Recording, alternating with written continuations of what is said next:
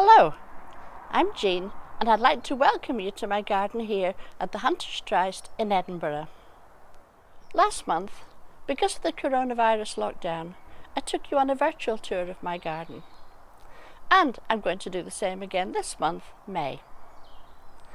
Now last month the dominant colour in the garden was blue and yellow. Yellow of course for the daffodils and blue for the little blue flowers that I do have all over the place. But the daffodils have all gone now, and although there's still some blue flowers, the yellow has been replaced by quite a bit of red, and you'll see that as you look round the garden. It's a lovely day here, so I hope you enjoy your tour around the garden. Sit back and enjoy. It's not a riot of colour in the garden, as I might expect over the summer months, but rather a subtle palette of shades of green, highlighted with splashes of colour here and there.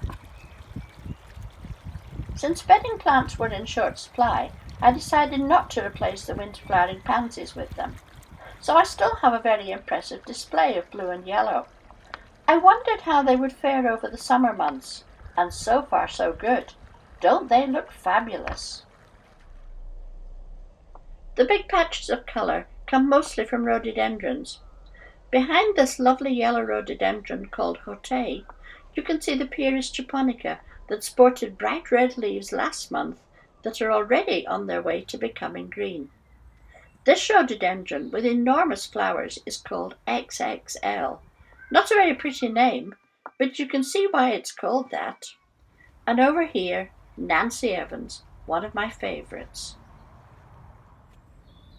This big evergreen bush is called Choisya ternata Sundance. Not nearly as showy as the rhododendrons, but its fragrance more than makes up for it. Another of my favourites is Tiarella Spring Symphony. It does well in the shade, and just look at those delicate little flowers, beautiful. A lot of the colour comes in little splashes here and there.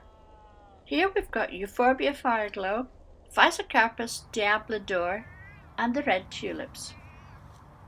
And Tosh is adding his tuppence worth too. I have several Meconopsis or Himalayan poppies growing very happily here, but most won't flower till next month.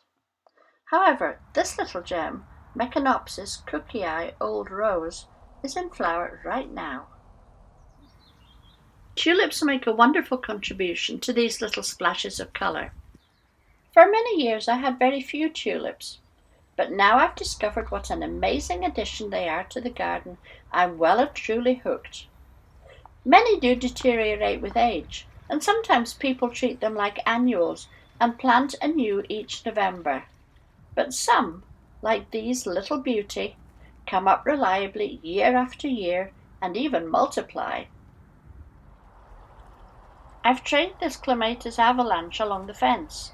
It needs no pruning and makes an amazing display. Continuing with the red-purple theme, these alliums are true stars in May with their big purple pom-pom heads. And when the flowers have faded, you can use them in dried flower displays indoors.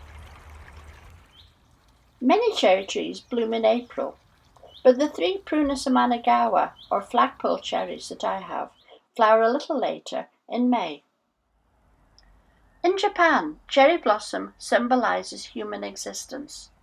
The season when cherry trees bloom is glorious but short-lived, a reminder that our lives too are fleeting and we should try to live in the present. I hope you enjoyed your tour around my garden. I'm going to make another video next month in June, when I expect there'll be even more changes. And I do hope to see you then.